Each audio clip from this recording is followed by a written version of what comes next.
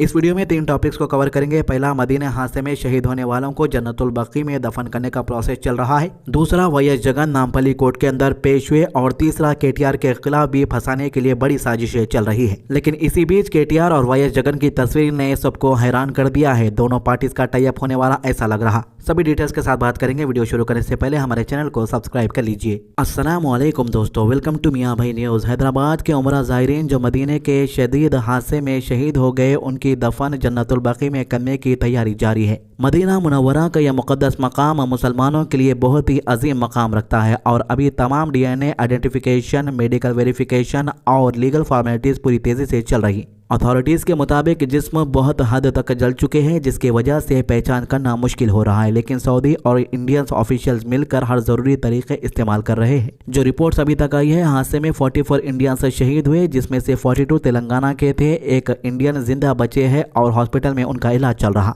यह हादसा सुबह से पहले हुए लम्हों में उस वक्त हुआ जब बस मदीने के करीब एक फ्यूल टैंकर से टकरा गए। टकराव इतना शदीद था कि आग पल भर में फैल गई और ज़ायरीन को मौका नहीं मिला बाहर निकलने का। सऊदी सिविल डिफेंस, पुलिस और इमरजेंसी टीम्स ने फौरन रेस्क्यू शुरू कर दिया, जबकि इंडियन एम्बेसी ने भी रात भर मॉनिटरिंग की और फैमिलीज को इन्फॉर्मेशन देते रहे। इन तमाम सिचुएशन को देखते हुए तेलंगाना के चीफ मिनिस्टर रेवंत रेड्डी के हुक्मों पर एक हाई लेवल डेलीगेशन तुरंत दिल्ली भेजा गया था कि सऊदी अरेबिया और गवर्नमेंट ऑफ इंडिया के साथ कोऑर्डिनेशन और टाइट हो सके। मिनिस्टर मोहम्मद अजहरुद्दीन, MLA माजिद हुसैन और दूसरे ऑफिशियल्स ने इंडियन सरकार के सीनियर रिप्रेजेंटेटिव्स के साथ एक अहम मीटिंग की। इस मीटिंग में Abdul Nazeer, governor of Andhra Pradesh, Arun Kumar Chatterjee, minister of external affairs के सेक्रेटरी CPV एंड OIA और डॉक्टर सोहेल एजाज खान, इंडिया के एम्बेसडर टू सऊदी अरेबिया भी शामिल थे। इस मुलाकात में सऊदी अरेबिया के अंदर चल रहे तमाम फॉर्मेलिटीज़ का डिटेल्ड रिव्यू किया गया। दोनों तरफ के ऑफिशियल्स ने यह तस्दीक की कि DNA वेरिफिकेशन, पेपर वर्क और लीगल अप्रूवल्स तेज़ी से कंप्लीट हो रहे हैं और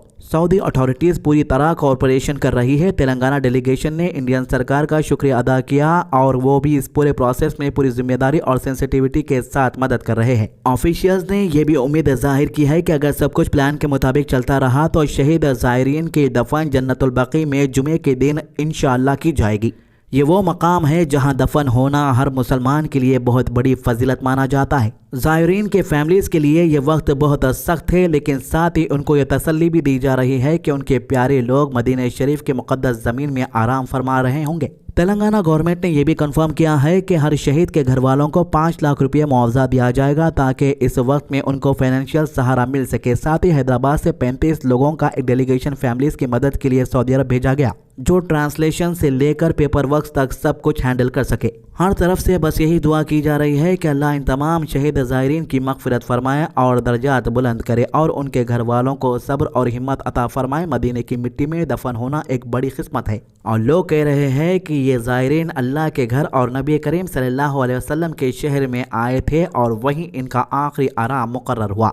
इसके अलावा फॉर्मर आंध्र प्रदेश के former chief minister YSR Congress party के प्रेसिडेंट YS जगन मोहन रेड्डी आज नामपल्ली क्रिमिनल कोर्ट हैदराबाद में स्पेशल CBI कोर्ट के सामने हाजिर हुए। कोर्ट के इर्द गिर्द आज सुबह से ही सिक्योरिटी को काफी ज्यादा टाइट कर दिया गया था, क्योंकि जगन की कोर्ट में अपीयरेंस का शेड्यूल पहले से फिक्स था और उनके सपोर्टर्स भी ज्यादा तादाद में हैदराबाद पहुंचने की उम्मीद थी। जगन सुबह गन्नावरम एयरपोर्ट विजयवाड़ा से फ्लाइट लेकर हैदराबाद आए। बेगमपेट एयरपोर्ट पर इनका अराइवल हुआ, जहां से ये सीधा रोड के जरिए नामपल्ली कोर्ट की तरफ रवाना हुए। रास्ते भर इनके सपोर्टर्स ग्रुप की शक्ल में खड़े नजर आए, जो इन्हें देखने और सपोर्ट दिखाने के लिए लाइनिंग में खड़े थे। पुलिस ने क्राउड को कंट्रोल में रखने के लिए सारे अरेंजमेंट करे हुए थे ताकि कोई हालात बिगड़ ना पाए और सब कुछ बिल्कुल ठीक तरीके से चलता रहे। इस केस में कोर्ट ने जगन को पहले ही 14 नवंबर को पर्सनली अपीयर होने का ऑर्डर दिया था, लेकिन सितंबर 2025 में इन्हें यूरोप ट्रैवल की परमिशन मिल गई 15 डेज के लिए, इस शर्त पर कि ये वापस आकर स्पेसिफाइड डेट को कोर्ट में जरूर हाजिर होंगे। यूरोप ट्रिप से वापस आने के बाद जगन ने एक मेमो फाइल किया था, जिसमें इन्होंने 14 नवंबर को अपीयरेंस से एग्जाम्पशन मांगी थी कुछ पर्सनल वजाहत की बुनियाद पर, लेकिन इन्हें कोर्ट ने यह अजूरश भी दिया था कि वो 20 नवंबर को जरूर अपीयर होंगे। आज इन्होंने वादा पूरा करते हुए कोर्ट में हाजिर दी।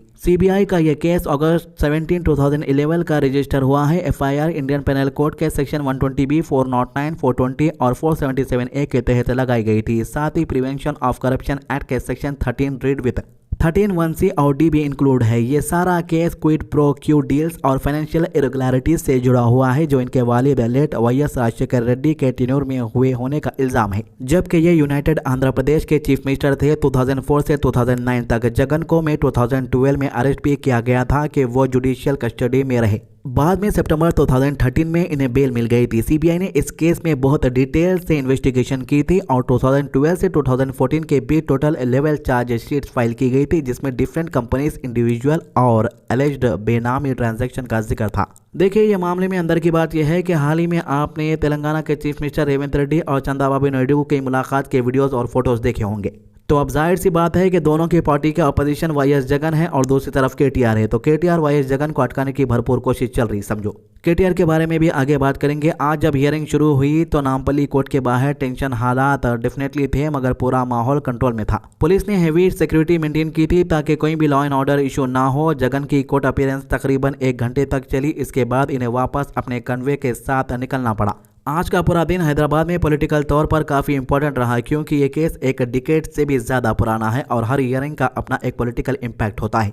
तेलंगाना के गवर्नर जिंशु देव वर्मा ने आज एक अहम फैसला लेते हुए फॉर्मर मिनिस्टर और बीआरएस के वर्किंग प्रेसिडेंट केटी रामाराव यानी केटीआर के खिलाफ प्रोसिक्यूशन की इजाजत दे दी है। ये इजाजत 2 महीने बाद मिली जब तेलंगाना सरकार ने गवर्नर को एक डिटेल्ड फाइल भेजी जिसमें फार्मूला ई रेस से जुड़े हुए पूरा मामला रखा गया था। इस केस में इल्जाम यह है कि हैदराबाद में फार्मूला ई रेस कंडक्ट करने के लिए जो 54.88 करोड़ रुपीस का पब्लिक फंड यूज हुआ उसमें कई तरह के गलतियां की गई और कुछ पैसे गलत तौर पर इस्तेमाल हुआ। देखिए, इसमें कोई शक नहीं है कि केटीआर को अटकाने की पहले से चाल चल रही है। अब एक और चाल तेलंगाना की सरकार चल रही। इस चाल में क्या होता है ये तो आगे वक्त ही बताएगा, लेकिन जो डिटेल्स है वो मैं आपको बता रहा हूँ।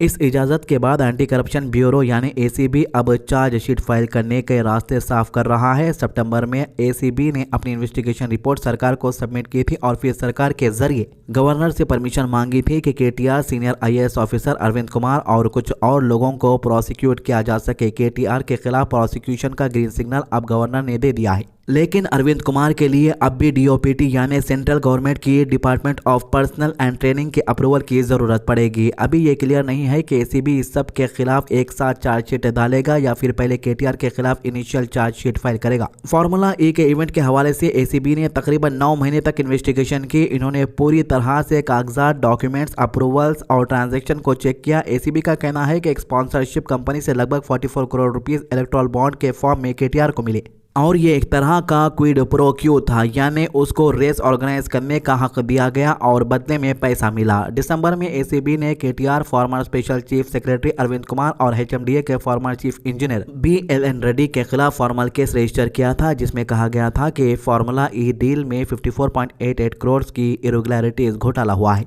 गवर्नर की इजाजत मिलने के बाद एफआईआर रजिस्टर की गई जो प्रिंसिपल सेक्रेटरी एम दाना किशोर ने फाइल की थी। उन्होंने अपने कंप्लेन में कहा कि कुछ फॉरेन रेमिटेंस बिना जरूरी अप्रूवल्स के जरिए दिए गए एचएमडीए को 8.6 करोड़ रुपये ज़्यादा टैक्स देना पड़ा। उन्होंने ये भी इल्ज़ाम लगाया कि पेमेंट उस वक्त रिलीज हुई जब इलेक्शन का मॉडल कोड ऑफ कंडक्ट लागू था और बिना इलेक्शन कमीशन के अप्रूवल के ऐसा नहीं हो सकता। एफआईआर में प्रिवेंशन ऑफ करप्शन एक्ट के सेक्शन लगे हैं, साथ में आईपीसी के सेक्शन 409 और 120 बीबी जो क्रिमिनल ब्रीच ऑफ ट्रस्ट और क्रिमिनल कॉन्स्पिरेसी से रिलेटेड है। केटीआर से 4 बार डिटेल क्वेश्चनिंग की गई। केटीआर का कहना है कि यह पूरा केस बोगस है, यानी इसमें कोई हकीकत नहीं है। इन्होंने कहा कि फार्मूला ई रेस हैदराबाद लाने के लिए इन्होंने खुद मेहनत की। इन्होंने एडमिट किया कि इन्होंने 46 करोड़ रिलीज करने का ऑर्डर दिया था, लेकिन वो पैसे सीधा डेजिग्नेटेड अकाउंट में गए और उसमें कोई गलत काम नहीं हुआ। केटीआर का कहना है कि हर रुपये का हिसाब रिकॉर्ड में मौजूद है, तो फिर करप्शन कहां से आया। इन्होंने ये भी कहा कि चाहे प्रोसिक्यूशन हो या चार्जशीट फाइल हो, इनके खिलाफ कुछ भी साबित नहीं होगा। इसमें कोई शक नहीं है कि जैसे ही जगन का मामला चल रहा है वैसे ही केटीआर का भी एक मामला चल रहा है। देखना यह होगा कि आने वाला वक्त क्या करता है। ऑलरेडी हमारे पास तस्वीरें आ गई है और मीटिंग भी बड़ी चल रही है वाईएस जगन और केटीआर के बीच में। दोनों क्या फैसला लेते हैं, क्या दोनों पार्टीज एक साथ इलेक्शन लड़ेगी, तो ये देखना आने वाले इलेक्शन में बड़ा दिलचस्प रहेगा। तो ये थी इस मामले की अभी तक की सारी अपडेट। हमारे चैनल को सब्सक्राइब कीजिए, वीडियोस को शेयर कीजिए। अल्लाह हाफिज़।